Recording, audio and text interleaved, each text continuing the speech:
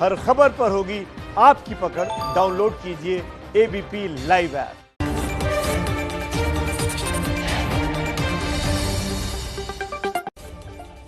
नमस्कार, master stroke में आप सभी का बहुत बहुत स्वागत है। आपके साथ हूं मैं रुबिका याकत। तो करीब 150 घंटे या 7 दिनों के बाद कानपुर कांड का दुर्दांत अपराधी विकास दुबे गिरफ्तार हो ही गया। लेकिन विकास दुबे को उत्तर प्रदेश पुलिस ने नहीं बल्कि मध्य प्रदेश पुलिस ने गिरफ्तार करने का दावा किया है। वैसे एमपी पुलिस के इस दावे पर बहुत सारे सवाल हैं जिनका जवाब हम मास्टर स्ट्रोक में देंगे, लेकिन आज सबसे पहले आपको विकास दुबे के उस कबूलनामे को सुनवाएंगे। उज्जैन पुलिस की हिरासत में विकास दुबे ने बहुत सारी महत्वपूर्ण बातों का खुलासा किया है। उसने यह कबूल किया है कि उसने और उसके साथियों ने ही पुलिस टीम पर हमला किया था, क्योंकि उसे डर था कि पुलिस उसका एनकाउंटर कर देगी। विकास दुबे ने सीओ देवेंद्र मिश्रा के साथ अपनी दुश्मनी का भी जिक्र किया और पुलिस के उन भेदियों की पोल भी खोली जो उसके टुकड़ों पर पल रहे थे। विकास दुबे के मंसूबों को सुनकर आप वाकई हैरान हो जाएंगे। उसने अपनी दरिंदगी खुद बयां की है। मास्टर स्ट्रोक पे सबसे पहले विकास दुबे के खतरनाक कबूलनामे का विस्तार से आपके सामने ये रिपोर्ट।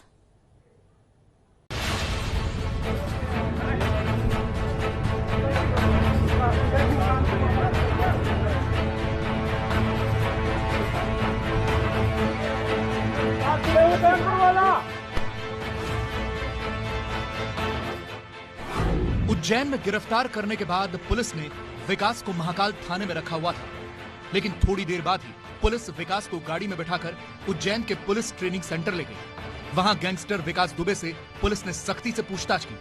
विकास ने मध्य प्रदेश पुलिस को पूरा घटनाक्रम बताया है और साथ ही कई बड़े खुलासे भी किए हैं। उसने बताया, मुझे ये डर था कि पुलिस मेरा एनकाउंटर करने आ रही है, इसलिए मैंने फायरिंग की। उस रात को मेरे गांव बिकरू में पुलिस की रेड की जानकारी मुझे पहले ही मिल चुकी थी, इसलिए मैंने अपने सभी साथियों को बुला लिया। एक दिन पहले ही सभी को मैंने कहा था कि कुछ खतरा है, इसीलिए हथियार लेकर आए। विकास दुबे ने उस रात की पूरी कहानी मध्य प्रदेश पुलिस को बताई है। उसने खास तौर पर यह भी बताया है कि सीओ देवेंद्र मिश्रा के साथ उसकी दुश्मनी थी, क्योंकि सीओ से उसकी बनती नहीं थी। उसने बताया, देवेंद्र मिश्रा से मेरी बनती नहीं थी।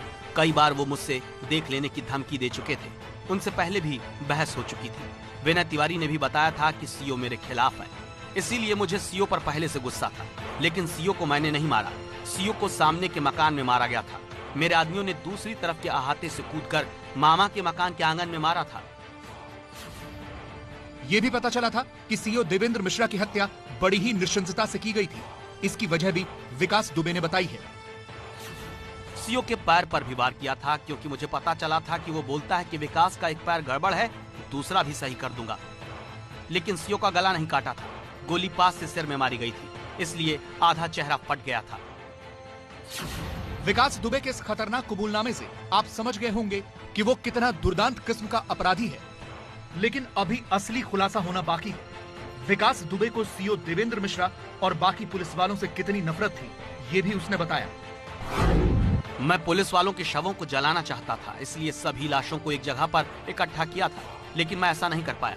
हम लाशें जलाने के लिए तेल भी लेकर आए थे, सबूतों को मिटाना चाहते थे। अगर और पुलिस बल ना आता तो सारे शव जला देता। कानपुर पुलिस के जिन विभीषणों की तलाश हो रही है, उनके बारे में भी विकास दुबे ने विस्तार से बताया। विनय तिवारी का नाम तो वो पहले ही ले चुका है। आगे उसने बताया, कई पुलिस वालों से मेरे संपर्क थे। सिर्फ चौबेपुर थाने में नहीं बल्कि कई थानों में मेरे मददगार थे, जो कई मामलों में मदद करते थे। लॉकडाउन में मैंने चौबेपुर थाने के तमाम पुलिस वालों का बहुत ख्याल रखा था, सबको खाना पीना खिलाया था। इसके बाद विकास दुबे ने यह भी बताया कि वो और उसके साथी घटना स्थल से कैसे भागे। हम लोगों को सूचना थी कि पुलिस सुबह आई, लेकिन पुलिस रात में ही रेड के लिए आ गई। हमने खाना भी नहीं खाया था, जबकि सबके लिए खाना बन चुका था। मैंने अपने साथियों को अलग अलग भागने के लिए कहा था। गांव से निकलते वक्त जिसको जिधर समझ में आया वो वहां भाग गया। सूत्रों से पता चला है कि पुलिस के सामने विकास दुबे ने खूब ड्रामा भी किया। उसने अपने आप को मजबूर दिखाने की कोशिश की। कहा, मुझे अपने किए पर बहुत अफसोस है। मुझे ये सब करने पर मजबूर किया गया, मुझे गोली चलाने पर मजबूर किया गया।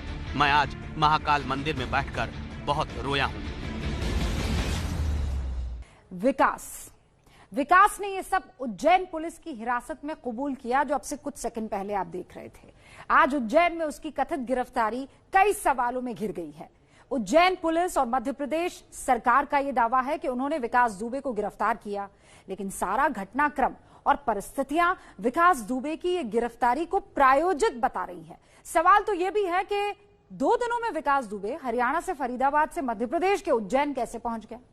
कई राज्यों और जिलों की सीमाओं को लांघता हुआ वो उज्जैन पहुंच गया और किसी ने उसे पकड़ा तक नहीं। जब उसकी गिरफ्तारी हुई तो मीडिया के कैमरे वहां पर पहले से मौजूद थे। वो बाकायदा मंदिर परिसर में घूम घूम कर फोटो खिंचवा रहा था, महाकाल के दर्शन कर रहा था और पुलिस को खबर तक नहीं थी। हमारी अगली रिपोर्ट ध्यान से देखिए।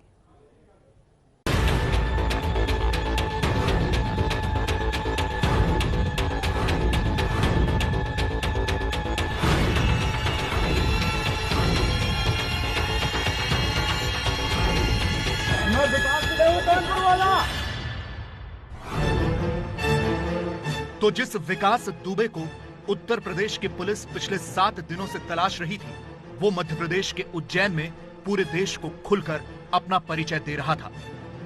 मैं विकास दुबे हूं, कानपुर वाला। यह सिर्फ विकास दुबे का परिचय नहीं है, बल्कि उत्तर प्रदेश पुलिस के मुंह पर एक दुर्दांत अपराधी का करारा तमाचा भी है। यूपी पुलिस जिसे दिन रात तलाश रही थी, वो आराम से उज्जैन में फोटो शूट करवा रहा था।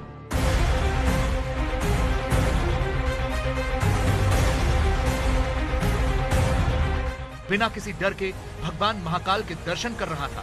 पहले शिप्रा पे उसको लेके गए नहान के लिए और उसके बाद फिर वो यहाँ पे आया। बिना मास्क लगाए हुए महाकाल के दर्शनों का रास्ता पूछ रहा था। कब आया, उसने क्या बात की आप?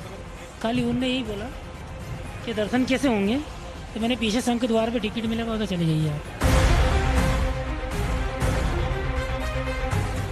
विकास दुबे की गिरफ्तारी की पूरी कहानी उज्जैन में महाकाल मंदिर के परिसर की इसी फूलों की दुकान से शुरू हुई।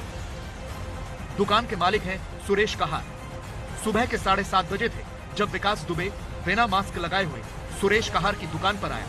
विकास दुबे की ये तस्वीर सुरेश कहार की दुकान में लगे सिक्योरिटी कैमरा में रिकॉर्ड हो गई। विकास दुबे ने सुरेश कहार से दर्शनों का तरीका पूछा। सर ये फोटो देख के पहचाना मैंने उनको, ये फोटो है व्हाट्सएप पे, इससे देख के पहचाना मैंने उनको। अच्छा, वो कब आया, उसने क्या बात की आप? खाली उनने यही बोला कि दर्शन कैसे होंगे, तो मैंने पीछे संघ के द्वार पे टिकट मिलेगा उधर चले जाइए आप।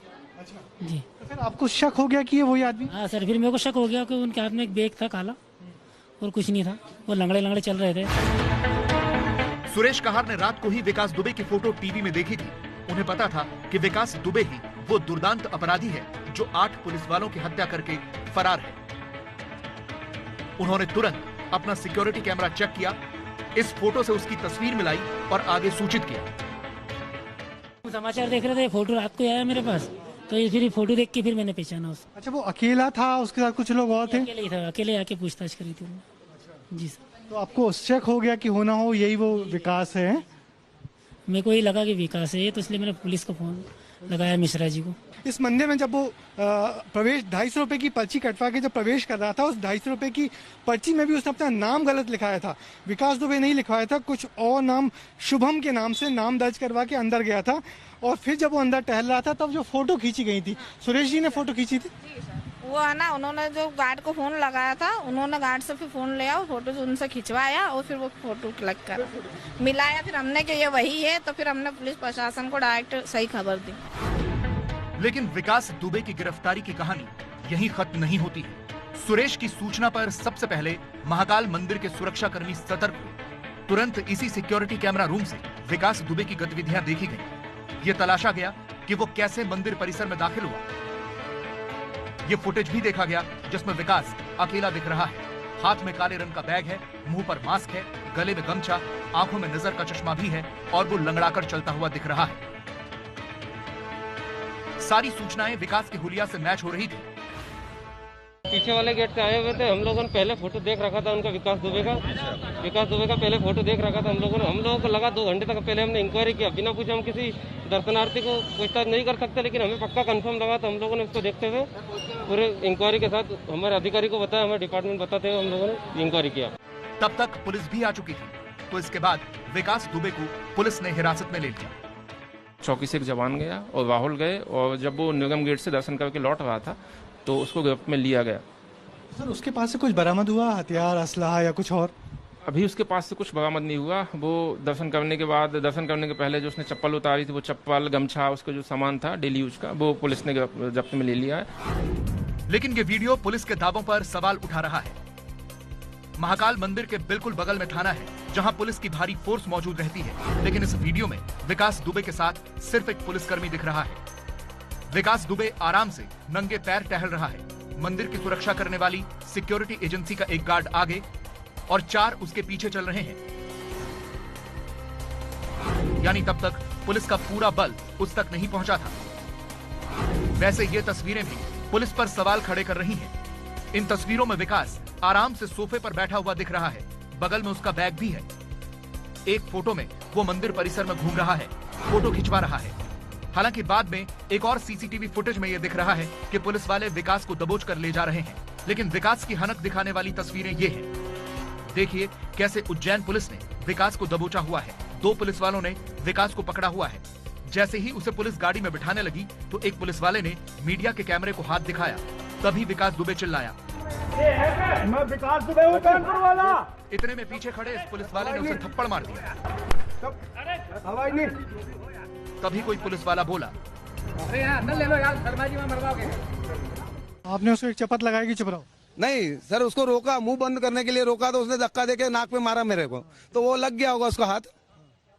आपको लगा कि आपने उन लोगों का बदला ले लिया? ये तो मेरे को ऐसा लगा कि वो जो 8 लोगों की हत्या करी है उसने, तो मैंने उसको 2 चांटे जरूर मारे। वो इसलिए मारे, वो फ्रस्ट्रेशन था मेरा। इसके बाद फिर पुलिस उसे पकड़ कर ले जाने लगी तो वो फिर बोला कि मैं विकास दुबे हूं, कानपुर वाला। बगल में महाकाल थाना है तो पुलिस उसे पकड़कर थाने ले गई, लेकिन थोड़ी ही देर में उसे थाने से कहीं और ले जाया जाने लगा। इन तस्वीरों में देखिए उज्जैन पुलिस की दूसरी गाड़ी आई और उसमें विकास को बिठाया जा रहा है। महाकाल मंदिर के सुरक्षा अधिकारी का दावा है कि विकास के साथ कोई और भी था। आपको लगा कि वो अकेला नहीं है? हाँ, जब हमको तब लगा जब हमने उसको पकड़ लिया और उसने, हमारी टीम ने जब जैसे ही उसको पकड़ा तो उसने चिल्लाया, आवाज दी, बंटी बंटी, तब हमको यकीन हो गया कि वो अकेला नहीं था, उसके साथ 1 या 2 लोग और थे। क्या वो आप उसकी आंखों में क्या दुख, आंसू कुछ था, आपने देखा? नहीं, जब हमने उसको पकड़ लिया तो वो शायद थोड़ा सा सहम गया, डर गया, तब उसकी आंख में थोड़े से मुझे आंसू लगे थे, लेकिन कोई पछतावा किसी प्रकार का नहीं था। वो वैसे ही वो उग्र था, बहुत ज्यादा शातिर। विकास दुबे की मां ने भी दावा किया है कि वो अक्सर महाकाल मंदिर में दर्शनों के लिए जाता था। विकास की मां को लगता है कि महाकाल ने ही उनके बेटे को बचाया है।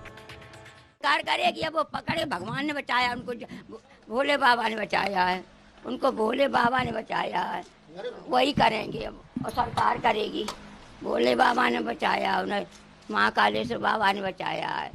उज्जैन पुलिस के इन तमाम दावों के बीच कुछ सवालों के उत्तर नहीं मिल पाए हैं, जैसे विकास दुबे के साथ उज्जैन पहुंचे उसके बाकी साथी कहां हैं? विकास दुबे जिस बोलेरो गाड़ी से पहुंचा था वो कहां है? बोलेरो गाड़ी का वो ड्राइवर कहां है जो उसे लेकर पहुंचा था? मंदिर परिसर में घूमने वाली विकास दुबे की फोटो किसने ली थी? अगर वो हर साल महाकाल जाता था तो फिर दर्शनों का तरीका क्यों पूछ रहा था? सवाल तो और भी है। जैसे सबसे बड़ा सवाल यह है कि विकास दुबे को पुलिस ने गिरफ्तार किया या विकास दुबे ने सरेंडर किया, या फिर आज उज्जैन में जो कुछ भी हुआ वो सब स्टेज मैनेज्ड था, स्क्रिप्टेड था। मतलब एक सुनियोजित योजना के तहत विकास दुबे को पकड़वाया गया। इन सवालों के जवाब मध्य प्रदेश पुलिस दे सकती है, यूपी पुलिस दे सकती है, लेकिन दोनों सीधा जवाब देने से बच रहे हैं और इसी का फायदा उठा रहे हैं वो नेता जो विकास की गिरफ्तारी या सरेंडर में सियासत का मौका ढूंढ रहे हैं। कांग्रेस सीधे तौर पर बीजेपी पर सवाल उठा रही है और उस पर विकास को बचाने की कोशिश का आरोप लग रहा है, यानी बीजेपी पर। वहीं एक थ्योरी यह भी है कि एनकाउंटर से बचाने के लिए विकास को इस तरह से पकड़वाया गया। तो फिर सवाल यह भी है कि कौन है वो जो विकास को एनकाउंटर से बचाना चाहता था? विकास दुबे हूं, कानपुर वाला। विकास दुबे हूं, कानपुर वाला। दिन दहाड़े महाकाल के मंदिर में जाकर अपना परिचय देता है और एक प्राइवेट सिक्योरिटी का आदमी उसे पकड़ के पुलिस को हैंडओवर कर देता है बिना किसी ऐतराज के। तो ये सरेंडर होगा कि गिरफ्तारी है? क्या भारतीय जनता पार्टी कि सरकारें जहां हैं वहीं किसी कुख्यात अपराधी को सेफ पैसेज नजर आया।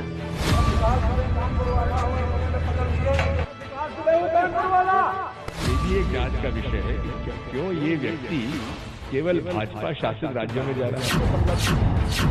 क्या उत्तर प्रदेश की पुलिस का डर है?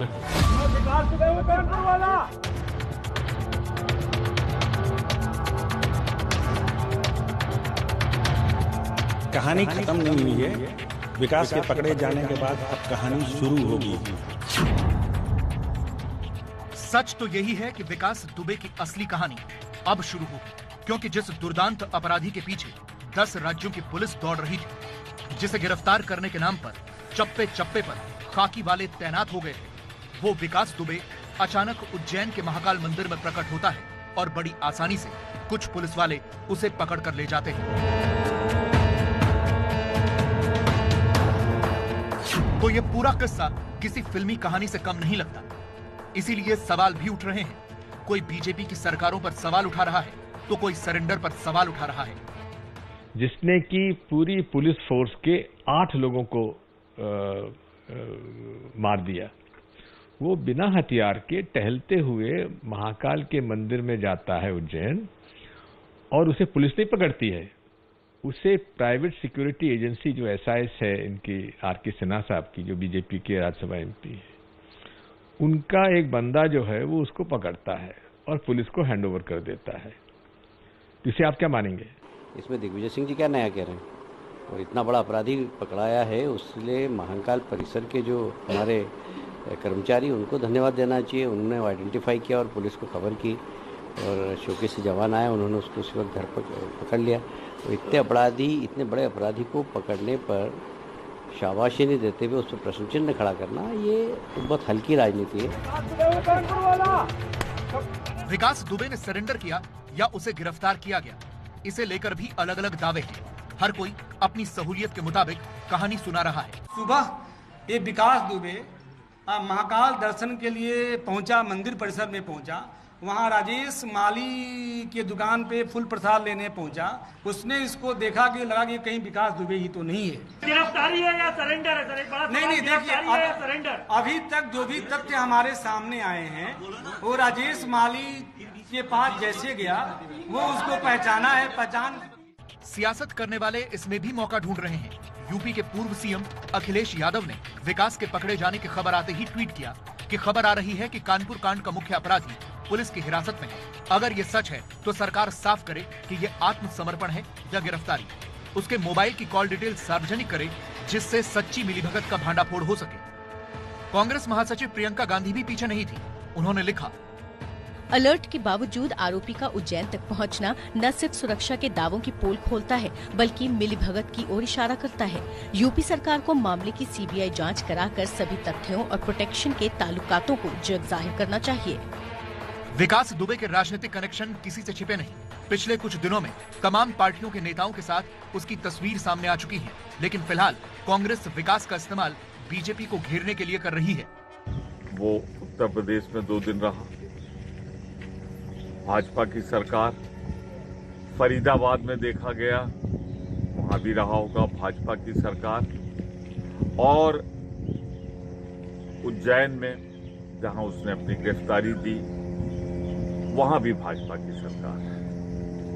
तो क्या भारतीय जनता पार्टी की सरकारें जहां हैं वहीं किसी कुख्यात अपराधी को सेफ पैसेज नजर आया? गजब का सहयोग है। कानपुर का अपराधी, गृह मंत्री हमारे ये भी कानपुर के थे प्रभारी, और मध्य प्रदेश में पुलिस नहीं पकड़ती है, पकड़ता है महाकाल के मंदिर का गार्ड। समर्पण कर दिया उसने। मध्य प्रदेश में अपराधियों को समर्पण करने का सबसे सुरक्षित स्थान दिखता है। ये भी कानपुर के थे प्रभारी। मध्य प्रदेश कांग्रेस के नेता जीतू पटवारी विकास दुबे के उज्जैन में पकड़े जाने के पीछे एक साजिश का इशारा कर रहे हैं। उनके निशाने पर राज्य के गृह मंत्री नरोत्तम मिश्रा हैं, जो इस पूरी घटना को मध्य प्रदेश पुलिस की कामयाबी बताने में लगे हैं। ये इतनी नृशंस हत्या और की घटना जो हुई थाने वाली, उसके बाद से ही हमने पूरी मध्य प्रदेश को, पुलिस को अलर्ट किया हुआ था। अलर्ट मोड पर मध्य प्रदेश था। जैसे ही संदेह हुआ तो उज्जैन में महाकाल मंदिर से हमने गिरफ्तार कर लिया है उसको। मध्य प्रदेश के मुख्यमंत्री शिवराज सिंह चौहान ने भी मध्य प्रदेश पुलिस को शाबाशी दी और उधर यूपी के deputy CM Keshav Maurya UP police की पीठ ठोकते नहीं थक रहे। और यह उत्तर प्रदेश की पुलिस का डर है कि उसको कभी हरियाणा भाग करके जा रहा है तो कभी मध्य प्रदेश भाग करके जा रहा है और उसे उत्तर प्रदेश से बाहर जाकर के समर्पण करने जैसी स्थिति का सामना उसने किया है। लेकिन नेताओं के इन सियासी दावों और बयानों के बीच हमें उन शहीद पुलिस वालों के परिवारों को भी सुनना चाहिए जो विकास दुबे की कथित गिरफ्तारी या सरेंडर की कहानी से खुश नहीं है। और जिस ढंग से उसकी गिरफ्तारी हुई है, क्या आपको नहीं लगता कि सरपरस्ती अभी बरकरार है? देखिए, इस बात को ध्यान से समझ लीजिए। श्री देवेंद्र मिश्रा और हमारे 8 पुलिस वाले भाइयों का जो खून हुआ है, जो हत्या बर्बर हुई है, वो एक विकास दुबे ने भर अकेले में नहीं की है या उसकी गैंग ने नहीं की है। उसके सरपरस्त इस हत्या में बराबर के शरीक थे, जिन्होंने जो अब तक उसको बचाते रहे और उन्हीं की सलाह पे उसने सरेंडर किया है। इसको मैं पकड़ना नहीं कहूंगा, मीडिया वालों को बुला करके कोई ऐसे काम करता है, उसको मौत से बचाया गया है। इसमें पुलिस भी मिली हुई है और राजनीति के लोग नेता भी मिले हुए हैं, तभी ये मध्य प्रदेश पहुंच गया, नहीं तो सीमा सील होने पर कैसे उस मध्य एमपी पहुंच सकता है। तो अब सवाल यही है कि जिस विकास दुबे को इतने सालों तक राजनीतिक संरक्षण मिलता रहा, क्या अब उसके पकड़े जाने के बाद भी वो जारी रहेगा? क्योंकि कल तक विकास दुबे के एनकाउंटर की मांग करने वाली विकास दुबे की मां भी अब उसके पॉलिटिकल कनेक्शन से ही मदद की उम्मीद लगाए बैठी है। सरकार तो जो उचित समझे वो करिए, हमारे कहने से कुछ नहीं होगा भैया। जो सरकार, इतनी बड़ी सरकार उस टाइम पे वो भाजपा में है नहीं, उस सपा में इस समय सपा में है, समाजवादी पार्टी में। विकास दुबे की मां का ये बयान ये समझने के लिए काफी है कि विकास दुबे के साथ अब आगे जो भी होगा वो कहीं न कहीं सत्ता और सियासी समीकरणों के हिसाब से होगा, क्योंकि ये सब जानते हैं कि विकास के पीछे एक नहीं कई सफेद पोश हैं और इसीलिए वो बहुतों के लिए खतरा है।